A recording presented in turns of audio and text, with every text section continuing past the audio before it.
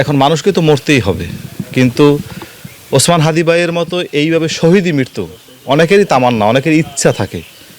তো আল্লাহ রাব্বুল আলামিন তাকে যেভাবে নিয়ে গেলেন, তার একটি সৌভাগ্যের বিষয়, তিনি শহীদ হিসাবে আল্লাহ রাব্বুল আলামিন তাকে কবুল করেছেন।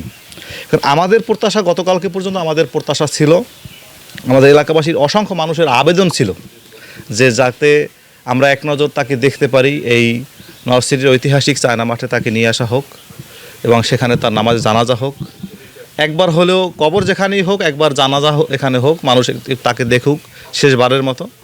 এটা গতকালকে পর্যন্ত আমাদের প্রত্যাশা ছিল, কিন্তু রাত্রে যে পরিবর্তন হয়েছে সিদ্ধান্ত, এই সিদ্ধান্তের পরে আমাদের আর অভিযোগ নাই।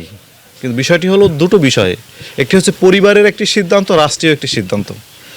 নরসিটির শুধু এই জালকাঠির সম্পদ নয়, তিনি সারা বিশ্বের সম্পদ। কেন এই বাচ্চাটা কি করছে? ছোট একটা শিশু বাচ্চা, তার বাবার পরিচয় বলতে পারবে না, তার মার সাথে জিজ্ঞাসা করলে মা কিছু উত্তর দিতে পারবে না, তার বাবা ওসমান কোথায় এটার উত্তর তার জানা নাই। তাহলে এটা এর চেয়ে আর কি হইতে পারে? তাহলে এই হত্যাকারীর বিচার দ্রুত হওয়া উচিত। হ্যাঁ, দ্রুত আমরা চাই যে দ্রুত তার বিচার হোক, নাহলে এভাবে যদি করে তাহলে তো এই সমাজটা এইভাবেই হয়ে যাবে।